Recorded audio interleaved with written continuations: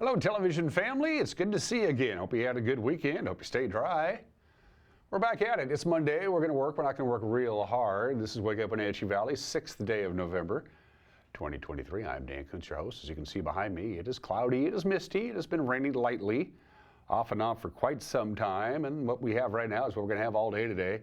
Intermittent rain, back and forth. Drying out a little bit, and a little bit of rain, drying out a little bit of rain. Not a big deluge, but pretty consistent light rain all day today. Spilling into tonight, it's going to be sunny and nice on Tuesday and Wednesday.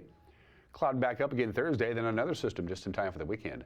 For Veterans Day weekend will be coming our way. So outside of tomorrow and Wednesday, sun's going to take most of the day off and most of the week off, and it's going to be pretty rainy as well. Forecast details are coming up, plus news on this the day before Election Day. You might guess what our lead story might be. In sports, in case you missed it, it was an epic playoff football game, a crossover game between the Richland Bombers of the Mid-Columbia Conference and our own Eastmont Wildcats from the Columbia Basin Big Nine. As you probably know by now, Eastmont lost. Eastmont did not advance, went right down to the last few minutes. Incredible game at Wildcat Stadium on Saturday afternoon. Highlights of that and everything else in the world of sports, except the Seahawks and the Cougars. But the Wild had a good weekend. We'll mention that anyway. In the back half of the program, since we're down to just the last few hours on this election season, we're going to profile the Wenatchee City Council race for position number 5. Mark Kulas is retiring. I think Mark served 4 four-year terms, served the city well. Mark has decided it's time for some new blood, and 2 people have thrown their hat into the ring. Anthony Electrify Williams, and Charlie Atkinson are looking to fill Mark Kulas' seat. We'll have Jefferson's interview with those 2 candidates in the back half of the program. But let's begin our tour. It's 45 degrees, so it's pretty mild. That's almost where we should be for our afternoon high. There is the Omi Garden camera, and that's because the Wenatchee Heights camera across the way is completely clouded over. You can't see anything. So we're going to start out with the Omi Garden camera because at least it gives us something to look at. Of course, we're back to standard time. That means sunrise is an hour earlier than it was on Saturday. It's 6:52 this morning, so the sun is already up, but the sunset will be an hour earlier at 4:36, 9 hours and 44 minutes of daylight. The downtown Wenatchee Cascadian camera, that looks pretty good. You wouldn't know by there if we have any clouds or fog at all. That's from the Cascadian, roof of the Cascadian. Is the traffic even moving? I wonder if that's a still shot. It doesn't look like, that looks like it might be like from a couple of days ago. I don't think that's a live shot. The only reason I'm saying that is that the traffic isn't moving, and I'm pretty sure it's not that light. I don't think that's an actual live photo. Oh, well. Yeah, you got to put a quarter in the machine, I think. How about the Rock Island camera? This should be live. There we go. Up to Rock Island we go. Good morning to the golf course. I suppose it's probably not the best time of the year to go golfing now, unless you like to catch a cold. Good morning to Rock Island and the Columbia River to the top of your screen on a very high camera.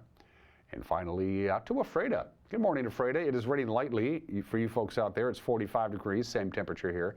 And the basin's going to have the same kind of weather we're going to have, maybe not quite as much rain. The system is coming in from the southwest, so it's bringing in some pretty mild temperatures in addition to the rain. But there will be some snow in the Cascades. In fact, we have a couple of slides to show for you as this storm system moves through. We had intermittent rain on Sunday, but it was dry for the most part. And the rain really started to get going last night.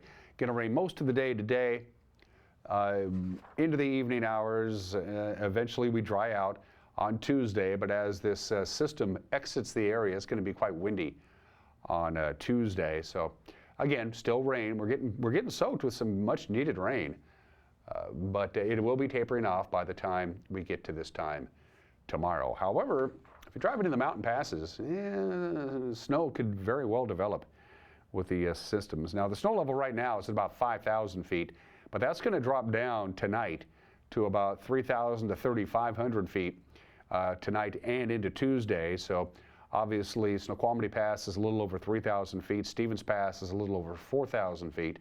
So they're going to be right at the snow level, if in fact below the snow level. So they could get some, if you're traveling in the mountain passes, especially tomorrow, you could run into some pretty dicey conditions. Just a heads up on that. All right, from the National Weather Service, rain. Rain and more rain. It'll be tapering off right around sunset tonight.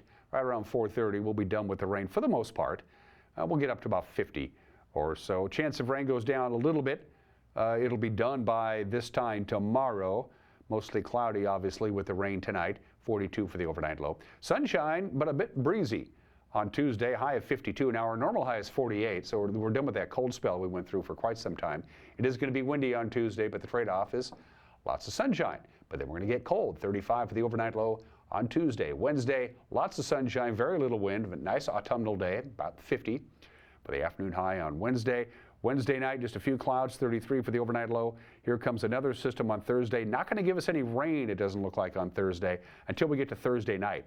Thursday night into Friday is when we start talking about maybe a little bit of rain and then a continuing chance of rain, anywhere between a 20 to 50% chance of rain starting Friday night and lasting all the way through Sunday. Of course, Saturday, by the way, is Veterans Day, and if you're going to go to the parade, you probably want to pack an umbrella. That's the weather. When we come back, the news. You're watching a Monday edition of Wake Up in Wenatchee Valley on the NCW Life Channel.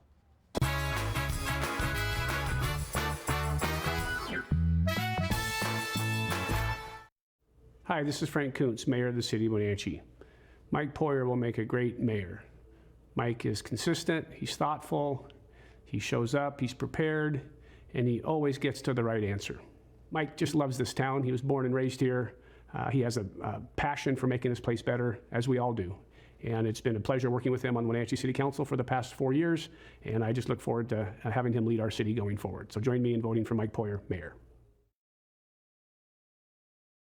At Confluence Health, our mission is clear: to provide exceptional care for our community. We believe in healthcare that's personal and local, because we're just like you, members of this great community.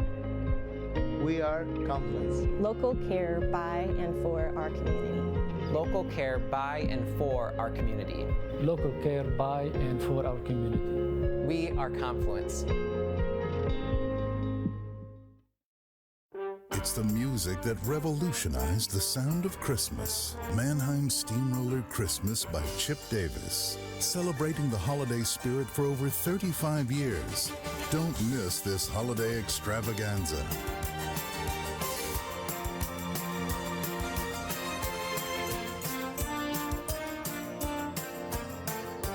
Mannheim Steamroller Christmas by Chip Davis. America's favorite Christmas tradition.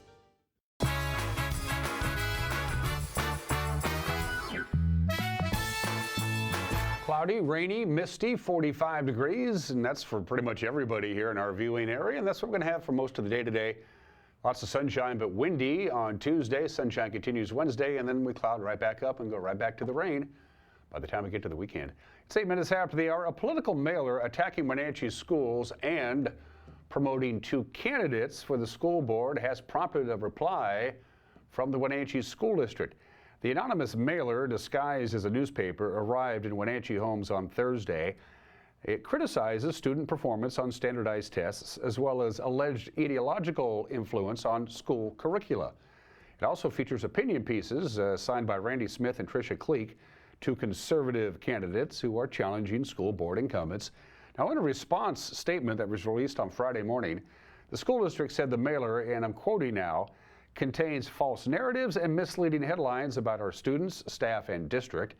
We want to make it clear that we consider this mailer to be political propaganda.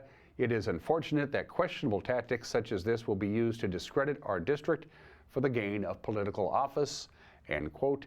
We reached out, by the way, for comment through the email listed on the flyer, and so far we have not heard back from the people responsible for that.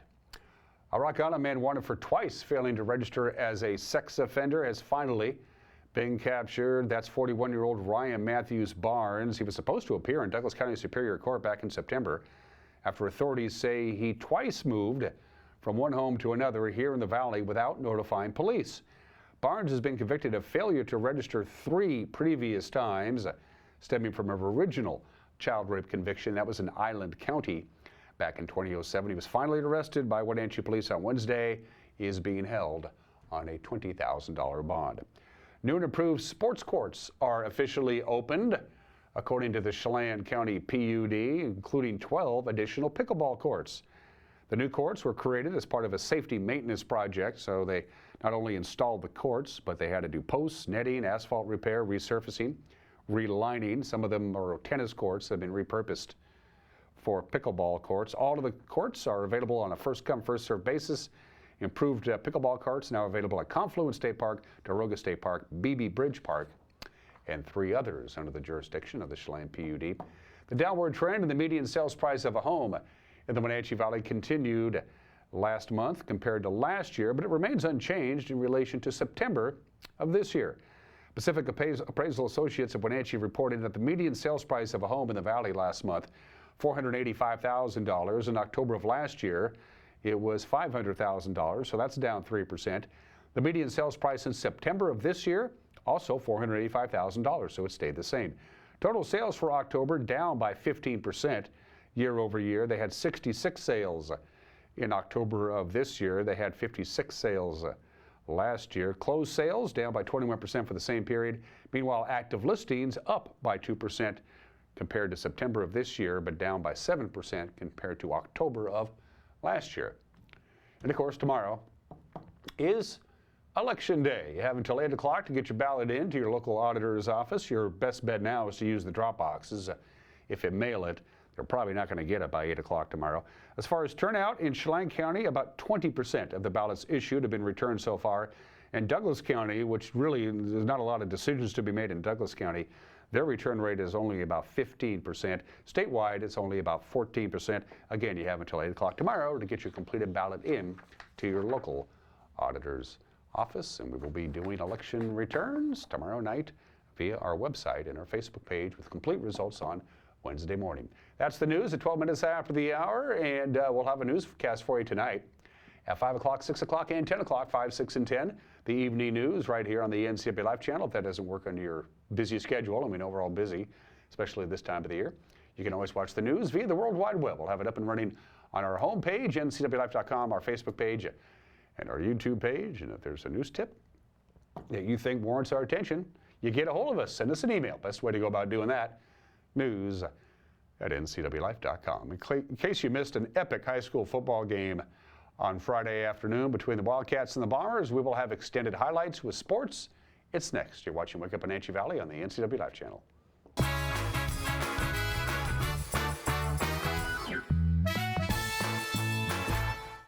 Hi everybody, Dan Kuntz alongside Jesse Cole from Alpine Air. My heat pump there's like steam coming out of it. It's making weird noises. Is this something I need to be concerned about? No, Dan, that's normal operation. Refrigeration technology steals heat from the outside, transfers it to the inside, and it creates frost on your heat pump. The defrost cycle melts that off, which creates steam and a little bit of noise. That makes sense. Turn to the experts at Carrier and Alpine Air. For heat and air, call Alpine Air. Thanks, Jesse. Thank you. Hey, welcome back to Save Mart. What can we help you find today?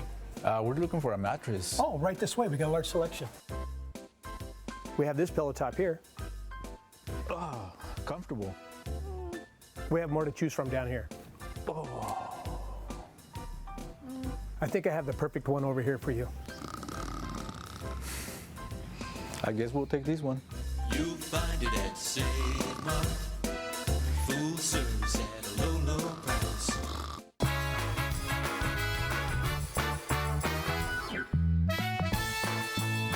14 minutes after the hour, whether you were there Friday afternoon at Wildcat Stadium or watching it right here on the NCW Life channel, you know that game was epic. Eastmont, Richland, the Bombers topping the Wildcats on Saturday in a crossover playoff game, 51-44, over 700 yards of combined total offense, 6 lead changes and 1 tie. The Bombers move on to the State 4A tournament. The Wildcats season comes to an end with a 9-1 record. Grant Olson, Brandon Harley, and Eric Granstrom had the call on the NCW Life channel. We're to pick up the highlight packages with 2 minutes left in the third quarter. Eastmont is kicking off. They had just scored a touchdown from Gunnar Peterson. Escalara, left-footed kicker, will kick it off. Good high end-over-end kick. It's taken by Race Reeves at about the 5-yard line. Has some room up the middle of the field. Eric mentioned how dangerous he is, and he's got green grass. 40, 30-yard line, 20, down to the 10, into the end zone. Touchdown, 95 yards for Race Reeves. Might have been even more than that. He's actually 99 Yeah. yards. He was almost on the goal line when he received that kickoff. He looked down, I think, to see if he was actually receiving it inside the end zone. Crowd getting into it here at Eastmont. Woodard back to pass, and he is going deep over the middle of the field, and the ball is picked off there by Lisson, returning it 40, 45, 50 into Bomber territory down at the 48-yard line. Handoff, it's Peterson, and he just walks into the end zone. Touchdown, Eastmont. Woodard shotgun on this first down and 10. The ball is at the Eastmont 15. Woodard looking left, again has a receiver. And once again, Lisson playing very far off of him, and that's a touchdown, 15 yards. Bosick on the reception. Woodard straight back this time, lobs it into the corner of the end zone. It's caught, and the two-point conversion to Reeves is successful. Peterson in the backfield. Handoff is Peterson, gets through the line of scrimmage, the 5 into the end zone. Touchdown, Gunnar Peterson, 21 yards. Schneider with the hold for Eastmont. 3 minutes left to go. Here's the kick. It's up, it's through the middle, and it is good. Escalera. No, it's Pepperman. Oh, it is Pepperman. Different kicker this time. Wow, right-footed kicker, not the left-footed Escalera. Onside kick, and the ball's still loose. I think Eastmont's got it. What a call at 3 minutes left in the game. Who's got it? No signal yet. Looks like Richland's holding on to it. Eastmont's not celebrating there. What a call at this stage of the game. Third down, Woodard rolling to his left. Has a receiver. He's had him all night. Inside the 10, a run after the catch gets him down to the 6-yard line, and that may be enough for a first down for Richland. And they're to mark it at the 5. It is. At the 5-yard line. Called it Eric, handoff Brannon, wanted the middle of the field. Praiser totally missed that tackle at about the 3, and into the end zone for the touchdown is Brannon. Praiser had his hands on him and then just kind of let go of him, and that allowed him to get into the end zone. I would almost... I know what you're going to say. Let him do it? I almost think they let him score. I think they kind of had to. Gale, here we go, 4th down and 15. Gale has time over the middle of the field, and it's picked off. And then downed by Brody Bosick.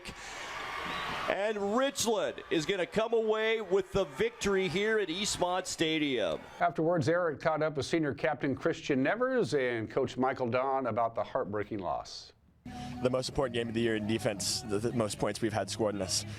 51, that's really tough. That's on us. But you know, it was a hell of a game. You know, it's all about mistakes when you're up top. Playoffs, and we made more. So, you know, they got the game they deserved. They won the game. They get to go on. I wish I could say the same about us, but that's not the case. You represent a lot of seniors, and you had a chance to talk to the rest of the team. Tell us about that postgame. I mean, we're graduating so many seniors, so many starters. All of our captains are graduating. And, you know, they got to step up. It starts now. They got to look within themselves for leadership. A majority of our starters are gone.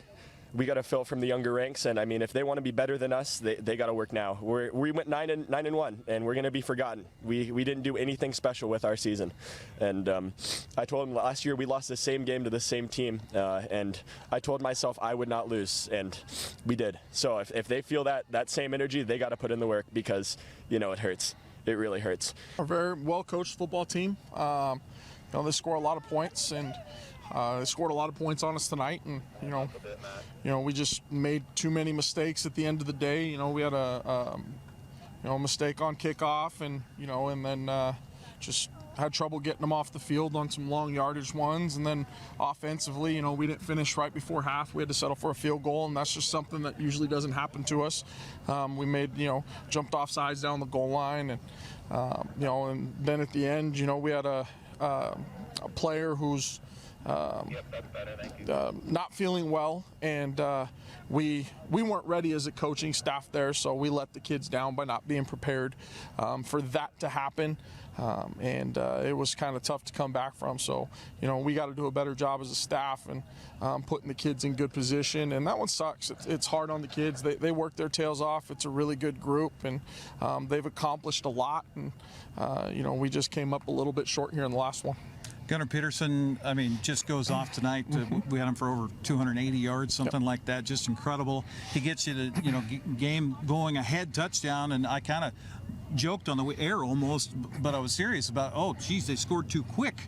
Still 3 minutes left on the clock. Talk about that decision on the onside kick. If you get that, the game's over. So I understand that.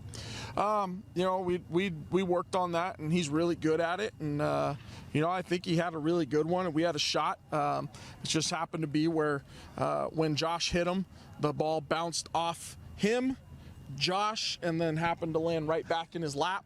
It's one of those things where that ball could have squirted out. We could have gotten it. And at that point, I think we iced the game.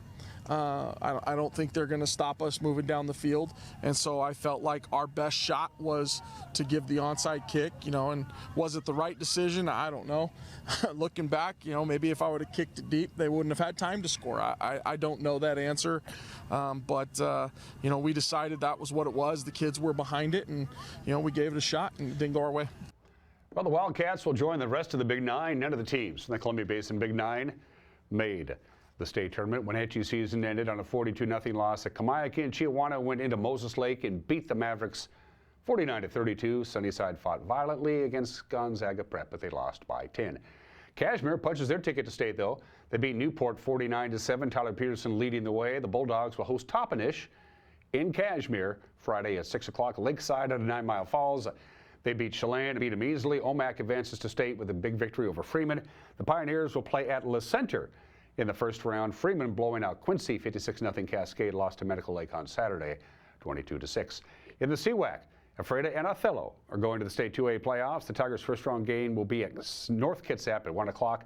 Othello drawing a 14 seed will play at Enumclaw. Prosser was the only CWAC team, by the way, who won on Friday. They beat West Valley of Spokane 31-6.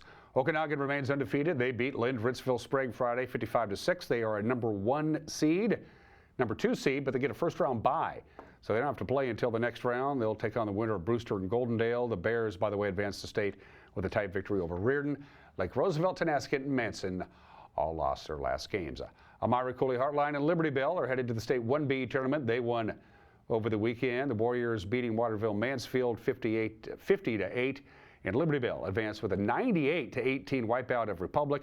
ACH will take on Concrete Saturday at 1 o'clock in Moses Lake. The Mountain Lions earn the number 1 seed. They'll await the winner between Darrington and Wilpinit.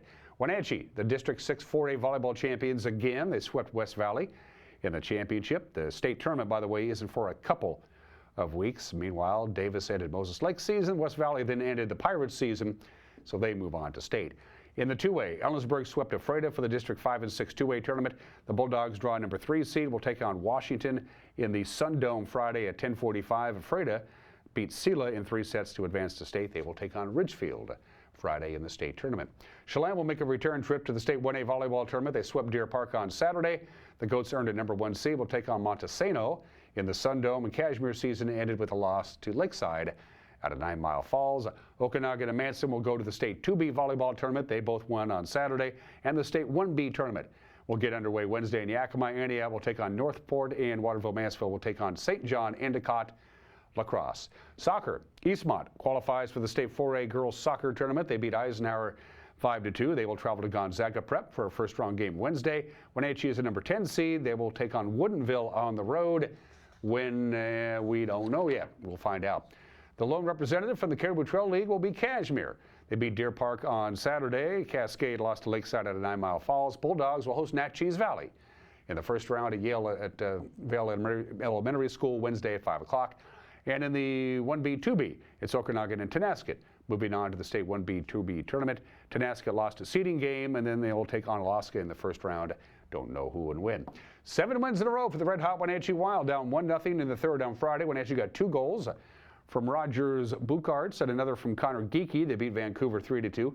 Danielle Hauser, 18 saves on the night. And then they finished undefeated in their 7-game homestand. They beat Victoria on Saturday. The final there was 6-3. They head for Swift Current Wednesday at 7 o'clock You can hear that game on 560 KPQ with Austin Friday. Huskies survived a thriller in Los Angeles. They beat 20th ranked USC 52-42. Dylan Johnson led the way on the ground for the Huskies. 256 yards and 4 touchdowns. Cougars just can't get out of their own way. 4 yards rushing. They lost at home to Stanford Eastern, rolled all over Cal Poly. Seattle Kraken overwhelmed by the Flames. In NHL action on over the weekend, Calgary knocked them off 6-3. They'll be at Arizona tomorrow. And the Seahawks. Seahawks. Worst loss for the Seahawks since the 2017 season. 37-3. They got the Commanders coming to town next week. Those are just some of the games that people are playing at 25 minutes after the hour. Happy Saxophone Day. Adolphe Sax, born on this date in Belgium in 1814. He invented the saxophone. In 1840, it's one of the most versatile instruments everywhere. They play it in everything. Full symphony orchestras, jazz bands, rock and roll bands, marching bands. There are all kinds of different saxophones, but the four most popular are the tenor, the baritone, the alto, and the soprano. And the alto saxophone is the most popular of all of them. It's the most versatile one. Most beginning saxophone players learn to play the sax on the alto saxophone. The saxophone, baby. Blow it hard. Today in history, presidential elections. Abraham Lincoln, elected as the 16th president of the United States. The 1860 election was held on this date in 1860. This was the last of 5 consecutive presidential elections when the incumbent didn't run. Either they weren't renominated by their party or they simply refused to run for another term. We had 5 consecutive presidential elections with the incumbent not even running for office, much less running and losing. Congratulations to Abe. The 1900 presidential election, it was a rematch of the 1896 presidential election, with William McKinley rolling to an easy victory over William Jennings Bryan. William McKinley won Chelan County by 4 votes, but the Democrat, William Jennings Bryan, won Douglas County by 99 votes, the 1900 presidential election. The 1928 presidential election, Herbert Hoover became the last president to win. Since 1952, he easily beat Al Smith, and he easily won Chelan and Douglas counties. He got 77% of the vote in Chelan County. Herbert Hoover won. In a couple of months, he probably wish he hadn't. The 1956 presidential election, Dwight David Eisenhower, re-elected in a rematch of the 1952 presidential election. Ironically enough, not surprisingly, Dwight D. Eisenhower re-elected. He won Chelan County easily, 57% of the vote. But Adlai Stevenson won Douglas County and won Douglas County big. Things were different back in 1956. 39 years ago, Ronald Reagan re-elected President of the United States, 525 electoral votes, most all time, easily won Chelan and Douglas counties. This, of course, the 1984 presidential election, the last presidential election in which the Republican candidate won Washington State. Hasn't happened since 1984. And 11 years ago, Barack Obama defeats Mitt Romney for re-election. Mitt Romney was so confident that he was going to be elected, he didn't even write a concession speech, so he didn't actually deliver one. Barack Obama easily won the state of Washington, but Mitt Romney easily won Chelan and Douglas counties. And let's do some birthdays. Nobody can claim to be the sole inventor of baseball or hockey or football. These are team sports that kind of evolved from other sports, but James Naismith, he gets credit and sole credit for inventing basketball. The man who invented basketball, James Naismith. He invented basketball in 1891 while teaching at the YMCA in Springfield, Massachusetts. The document, this handwritten document of the original 14 rules of basketball, sold at auction for $4.5 million. It's the most amount of money ever paid for a piece of sports memorabilia. James Naismith, who invented basketball, born in this state in 1861. The Big Train, Walter Johnson, the greatest right-handed pitcher in baseball history. 110 shutouts. Nobody's ever going to beat that. He was nicknamed the Big Train, second most all times in win, 417.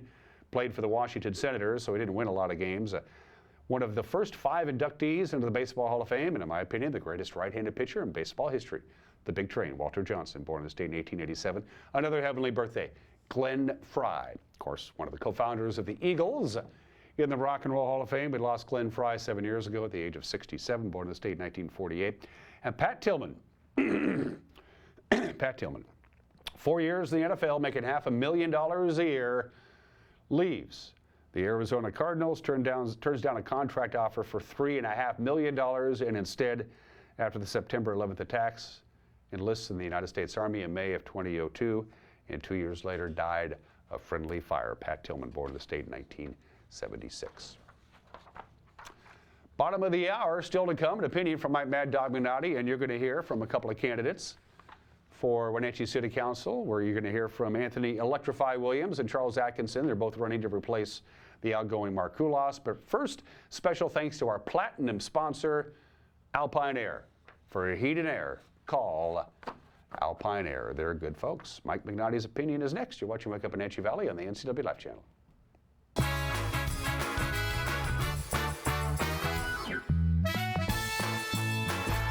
This is the time of year we celebrate family, traditions, and great food. At Abby's, our legendary pizzas are so giant that they feed up to 6 happy family members. When you need a break from cooking, think Abby's. Our place or your place. Our family is here for your family. What makes Abby's triple topper so great?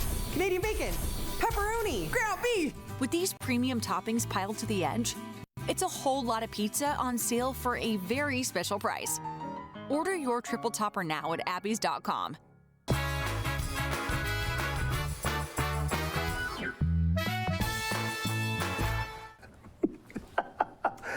Hey, this is Mike Mad Dog Mignotti. Everybody's entitled to my opinion when someone mentions white male privilege. Us white guys got our panties in a pucker. What privilege, we say? I work for everything I have. Well, the privilege we're talking about here is not something we had to earn. And also, truly, it's not something that we're deliberately trying to take from someone else. It's just the benefit that society gives us because of our maleness and the color of our skin. Now, I'm sorry, let's face it. I have accomplished some things in my life due to hard work, education, responsibility, etc. There's no denying that. But I also have to admit that I may not have had the same payoffs for that hard work and responsibility or the same opportunities I've had if I had been female, Hispanic, black, what have you. Now, is there any shame in admitting that? No, of course not. And admitting it doesn't negate my hard work and responsibility. But denying I've had this privilege, well, that smacks of social injustice and a denial of the unfairness of life that has been unfair in my favor and at someone else's expense. This is Mike Mad Dog Mignotti, and that's my opinion.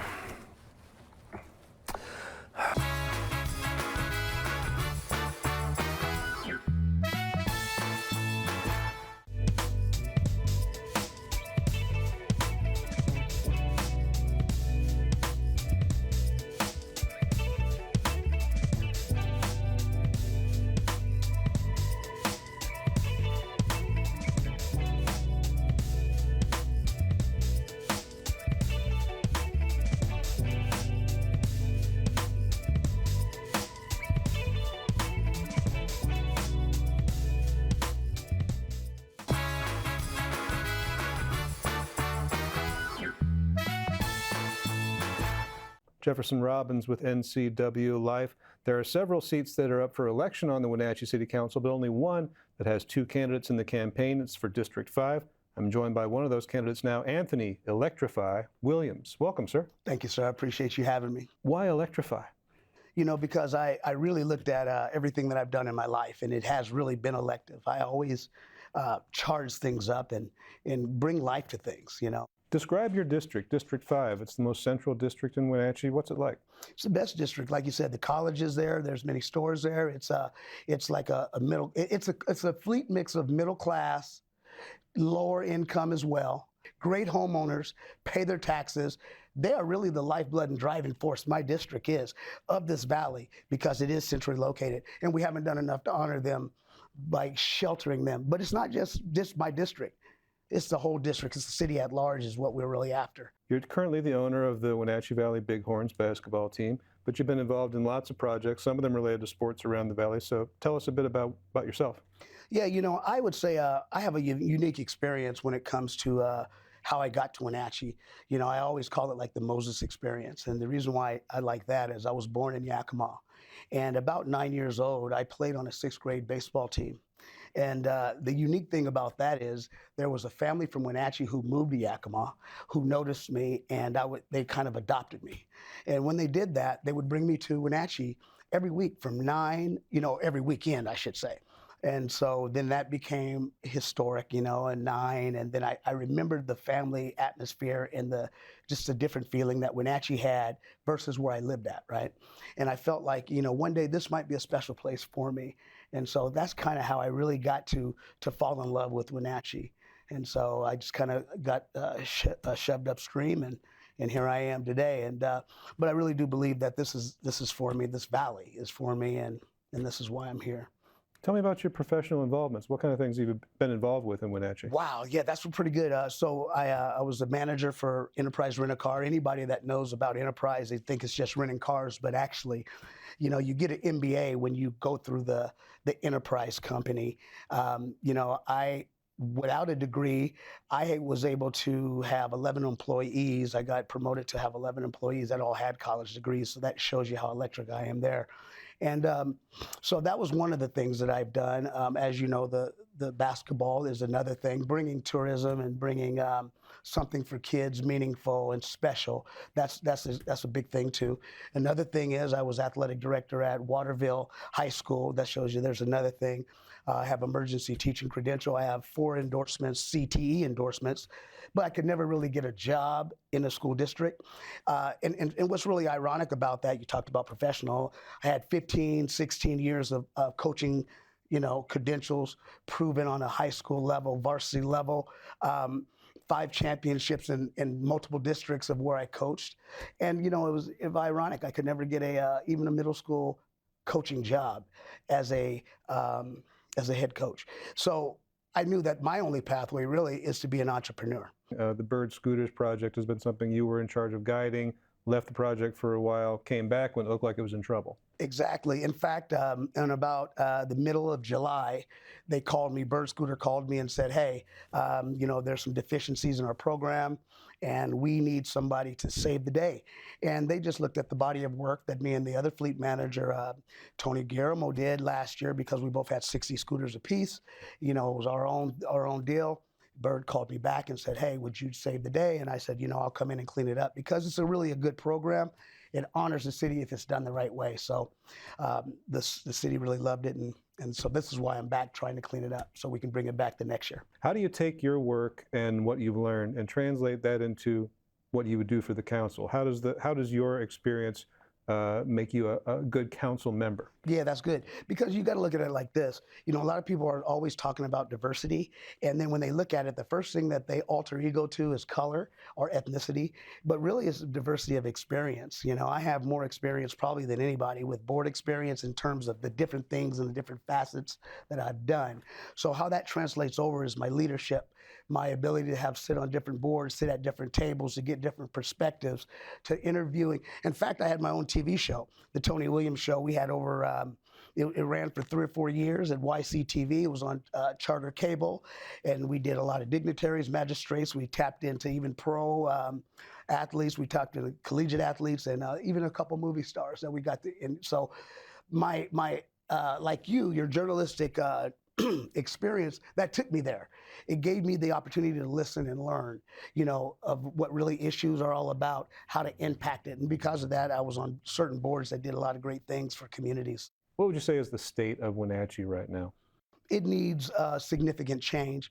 It really needs significant change from strong mayor to just the other council. Frank was a great mayor. It was the proper season for a strong mayor. But as we're shifting, we need a little bit more to go to the other model too, which is a more of a council-led form of government. So there's equity across the board so that there's no special interest. There is no one really having agendas that can be sidestepped. So with this type of change that's the first thing. The crime is one thing. I don't really feel that we have efficient answers for it. I do. I have efficient plans for it. If you probe me, you'll see. And then you'll hear it first here. And that's why I don't speak a lot in public, because everybody piggybacks on what everybody says. But that's a good thing. Homeless is another thing. I have a great program for that. So the issues that are pressing, youth is my thing. But it all stems from youth and seniors. There's a disconnect there. So that's the problem. If you can connect the youth to the seniors, it'll eradicate a lot of the problems that we have in between. But because we haven't done a good job on that, we're suffering for it. So talking about homelessness, we have programs like low barrier shelters. We have a safe park for people who are living out of their vehicles. How should Wenatchee continue to offer those services? Do we have an obligation to do so? Yeah, it's a twofold. We have an obligation because they are our constituents, and one form or another, whether they buy a candy bar, they pay some sort of tax. But the problem with the programs that are in place is that's just it. It's just a Band-Aid, and they fall off after that. It's more than just getting them off the street. So how do you rehabilitate them? How do you guide them back into the working population? How do you make them employable? That's the disconnect that we have. The program that I came up with, and that you've never heard before, I call it the hands up, thumbs up program. And what you do is you gotta give them, number one, you gotta give them a birth certificate. You gotta get them an ID. You got to get them a Social Security card. You got to get them a food handler's card. You got to give them the vehicles when you transition them into these homes, into these houses, ability to be employable. You can't just take them off the street for the sake of taking them off the street to receive a grant. But what's the next component to make them healthy, to give them the self-esteem that they need to come back and to contribute like everybody else is? And that's where we've lost it at. That's the part that I'm able to bring to the council and guide the council with a perspective that I know they haven't touched yet. And if they can do the things that I can kind of guide them into, you'll see a lot more homeless. It'll decrease. And plus, we'll know where people are from. Well, housing in Wenatchee, just like many other places, is hard to afford, even for people who are earning a solid and steady living. So are there ways that the city can address that you'd like to be involved with on the council? We always talk about building up, but I think building up responsibly, in other words, in terms of building 2 and 3 stories, it just depends. You can't do that in a neighborhood, or we can't allow zoning to, just because a builder wants to come in and build this multi-dwelling unit in a residential place that's already been there and established. It creates a lot of problems. So when we earmark these places, it has to be designated to build up in those areas. And I think that we've done not the best job at zoning things the way we should zone things to stop that. And it has become a problem. And some of the constituents have come to me and said, hey, why is this? I can't even see Saddle Rock anymore. So that's really defeating. It's really lawsuit material, really.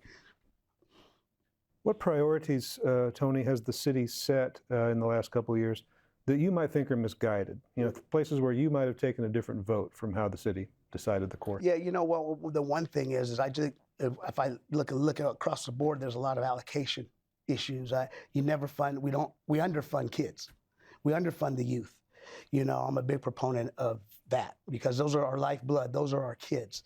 And so that is one thing that I'll take a real strong, comprehensive look at and see how we can drive more income that way. I created a program, and this, if I get on council, it's called the Grand Pal program. I grew up in an era where it was called Pen Pal, right? And you look at all the kids that are throughout this district, they have no connection to elderly people or our seniors. Our seniors have no connection to them. What my program will do is go get the public-private sector involved, go to Link Transit, let them be the bus route so we don't impact the school district's bus routes to have these field trips to senior homes. And then they can build these relationships, and now they become honored, the stories, the respect, the things that they're missing. There's something that I challenge you to look at. It's in the book Outliers. A lot of people have read it, but there was one thing called Rosetta. And in that Rosetta complex, it said that none of the people were dying. They were drinking. The older people were living until they were 90s. It was because they were third generation. They had kids in the family. They lived with their grandparents, and they had a family. So we've taken that mechanism out. The way we can do it is leverage our school district and pair kids with elderly so that they can have this connection. The respect comes. They honor it. Right now, all we're getting is the agenda that social media is getting, and we're not doing a good job on governing those type of things. So programs I do are fun, exciting, and it involves everybody, public and private. What do you think a city owes to its citizens? Yeah, a quality of life. You need to have some programs that foster things to drive kids forward in where we're going as a country, as a nation, even as a state. We know Microsoft is coming here, or they're already here. We know tech is here. We know data farms are here. Our school district should be riddled with STEM programs and take out some of the traditional history. We don't need history. History's skewed. We knew that when they told me 88 years later that Columbus didn't discover America. So what more should I believe in any of those books? So we got to really convert and say, look, this is the times now, and we have to adjust. You have to be nimble. Anthony Williams, listed on the ballot as Electrify Williams, candidate for District 5, Wenatchee City Council. Thanks very much. Yeah, appreciate you, Robin. Appreciate it. You too. Thank you. Thanks. You're watching the NCW Life channel.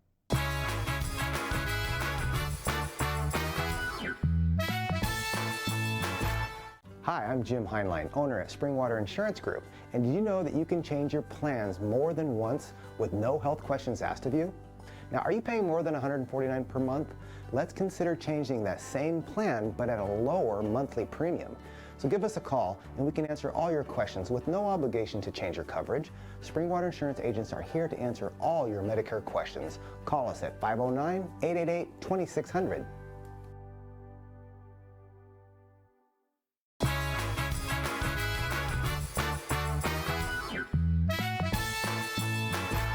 Jefferson Robbins for NCW Life. There's only one city council race in the city of Wenatchee that has drawn more than one applicant. Most of the incumbents are running unopposed. One open seat being left by Mark Koulas is being sought by two contenders. One of them joins me now, Charlie Atkinson. Thanks for being here. Great to be here. Thanks for the opportunity. You are new to politics. This is your first time on a ballot, I think you've mentioned. Introduce yourself. I've been in Wenatchee for about 30 years now. Almost was born here. My parents met working at Rock Island Dam back in the early 50s, but I was born in California, Long Beach. My dad left there with the rest of us shortly thereafter on a construction journey that took him to 3 different dams in the Northwest. I grew up in California, though. He ultimately was transferred back to the main office near San Francisco. Grew up there, went to college at Biola College, now at Biola University, and left there with a degree in physical education with the plans to teach and coach, which I ultimately got to do in the Portland School District. Did that for several years, and then went on the Young Life staff, which is a Christian youth organization. From there, I got opportunity to, with a guy that I had played baseball with in college, to be involved on the business side of his orchard vineyard operation. And I didn't know quite what I was getting myself into, but it sounded intriguing, and had the opportunity to come back to Wenatchee, where our office was located. So, and that was in the early 90s, and you've been working in the horticulture industry ever since? Tree fruit industry since then, yes. Yeah. And mostly with an emphasis, I think you said, on business management? Right, on the business side. I was a controller for this orchard vineyard operation, wore a lot of different hats, involved in the whole accounting, cash flow, financing, government regulation, permitting, compliance, those kinds of things. Yeah. So what led you to want to run for Wenatchee City Council representing District 5? On May 19th, which was the last day to file, my son, who works here in Wenatchee, sent me a text saying, hey, did you know nobody's filed in your district? What do you think? And I thought a little bit about it and did some research, thought maybe I was volunteering for this position since it was the last day to file. And I thought, you know, I think I could do that. I think it'd be a great way to give back. And as I've further reflected on it, the fact that my son, who knows me, thought that was a good idea and that I could impact the place that he was going to raise his family in, sounded like a good thing to do. So that's why I pursued it. How do you think that your work, Charlie, things that you've done in your life, areas that you've worked in, would translate into a successful term on the council? Are there skills, knowledge that you can bring to bear? Well, I think working in a relatively small operation where you have to wear a lot of different hats creates kind of a general knowledge across a broad number of fields. So I think that's helpful. Obviously, the accounting and fiscal side of things, I think that's been a strength of Wenatchee of late, that it's on a good financial footing. I would want to help steer it in that direction as much as you can from the council standpoint. I think my experience in the nonprofit sector, we're a better city when there's a healthy nonprofit community that's pushing in the same direction. I think I understand that world. And then education, I mean, kids are our future. And so I think those things all can be translated into the city council. As a resident, somebody who watches what's happening in your city, what do you think, Charlie, is the state of Wenatchee right now? If you had to assess it and be honest, what would you say? Well, part of, I mean, on one level, I think the thing that was attractive to me in running is I think Wenatchee's in a pretty good place. And my desire would be to continue to build on that. There's always certainly room for improvement, but I'm not your change candidate, if that's what you're looking for, because I think we are doing well for a city our size. Having said that, and maybe this gets to another question, but the issue of housing, affordable housing in particular, is an interest of mine. I think a city functions best when the people who work there can afford to live there, and that, frankly, is a problem. There are a couple of tools that a city can employ to increase the availability of housing at certain income levels. Adding density is one, changes to zoning is another, tax credits. And I believe the city of Wenatchee has worked in all of these fields in the last several years. Looking at what the city's strategies have been to this point, Charlie, do you see anything that you would want to fine-tune or change?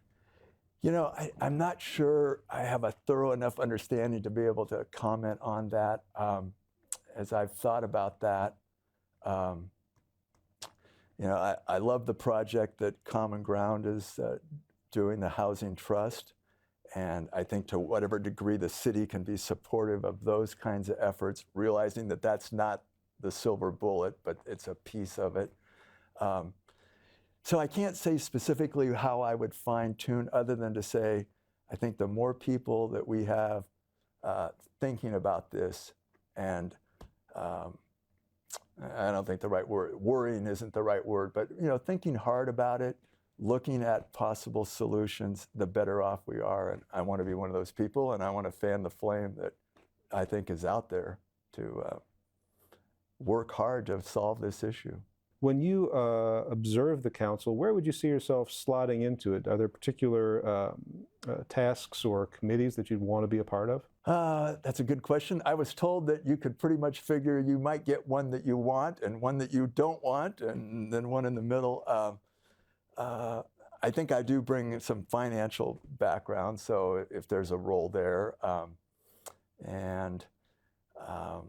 Part of it is, yeah, just knowing what openings might be there. Transportation is an interest, and you know, of course, the housing thing. So, can you think, Charlie, as an outside observer, has the city set any priorities in the last few years that you think are misguided, made choices or votes or set policy that you think should have been considered differently? Yeah, I guess I'm generally pleased with the direction that we're going, and would welcome the opportunity to kind of steward that going forward, but still looking for ways that we can be better. And part of that is just hearing from people and knowing what those concerns might be. I think it's easy to get blind spots when you're, especially when things seem to be going well. So yeah, being open to what we might be missing would be important to me. Now, you may have been doing some campaigning in the last couple of weeks, talking to folks. When you speak to people who live in Wenatchee or live in your district in Wenatchee, do they identify one or more particular problems that they'd like to see you address? I haven't gotten that yet. I have had some good exchanges with people. They generally are pleased that a candidate's coming to their door. Yeah, I've thought as I went around, and it's probably pretty easy to say this on the front end, but I think I would like to continue to do that, just being in front of voters and giving them a chance to interact, because I will, if I am fortunate enough to be elected, I'll have a whole different perspective, and I'll be able to listen and take what they might have to say in a different way than as a candidate. So I look forward to that kind of continued involvement with voters. Just trying to keep an open door for constituents. Absolutely. So the city has taken several steps in the last couple of years to deal with homelessness, those folks who are living unhoused, establishing low barrier shelter programs, things like the 2 safe parks that allow people who are living out of their vehicles to have a place to do so and get some services. How do we, Charlie, continue to offer those kinds of safe harbors and keep unhoused people in the city safe and healthy? Or is that an obligation that we have? Should we be dealing with these kinds of projects? Yes, I think we should. People deserve regard and compassion and to be treated with dignity. We also have the laws that seem to indicate that if you don't have options, you can't move people out of public right-of-ways. Now, is there some middle ground between some kind of utopian response that everybody should have a nice apartment to live in? I commend your listeners to Danny Westneat's column in yesterday's Seattle Times touching on this issue. It was, I think, well done and really addressed these 2 kind of opposite ends of the spectrum. But some of the cities that maybe have had this kind of ideal desire have found that that is just frankly not affordable. But I think Wenatchee's looking for a reasonable balance to try to help people who want to get into shelter, and understandably that is a good thing, but that it's not a permanent solution, but it's trying to move them towards a more permanent solution. That's really where the challenge comes. And I frankly am impressed that they've partnered with Wenatchee Rescue Mission so that there are people who are interacting with folks and trying to help them take that next step. So this is an important issue and one that I would certainly want to be involved with. Last question for you, Charlie, is kind of a philosophical question. What does the city, a city, owe to its citizens? What is our obligation for the people who live here? I think the city is responsible for public safety, infrastructure. I mean, we want a city that works in terms of water and sewer and utilities. Of course, we got the PUD for that, the electrical side of things, roads. And that's a very important responsibility. But what makes a city ultimately a good place to live has way more to do with neighbors knowing their neighbors, volunteerism, spirit of generosity. I see countless examples of that in Wenatchee. Charlie Atkinson, candidate for City Council for Wenatchee District 5. Thanks a lot for being with us today. Thank you very much, Jefferson. You're watching the NCW Life channel.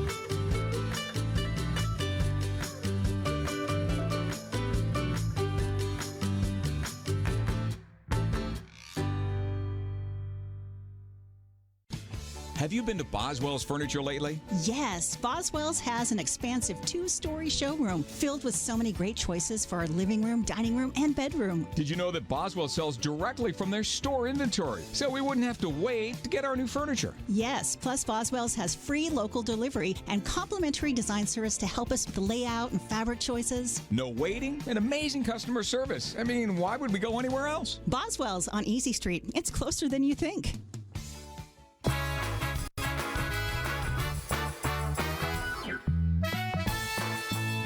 All right, let's wrap up this program with where we began the program. Weather.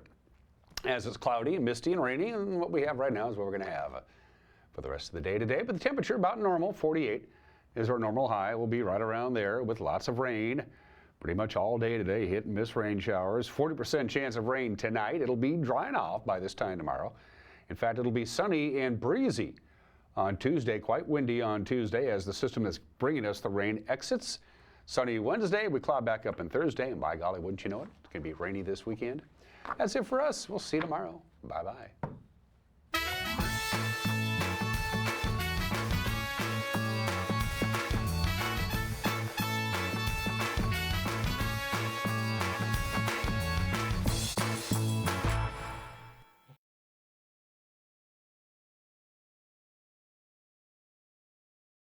To be the mayor of Leavenworth for the next 4 years with this November election. I'm joined right now by the incumbent mayor, Carl Flory. You've been working with the problem of housing affordability for quite some time, Right. even previous to your mayorship. Right. Can you talk about what steps you've been able to make in your first term and what you'd like to see accomplished on that front in the second term? If we're going to house and affordably house a workforce, they're going to be smaller units. There's going to be, cottages. There's going to be the idea that you can build affordable single-family homes on a single-family lot. That ship sailed. That's not possible. The cost of them, just the cost alone, makes it impossible.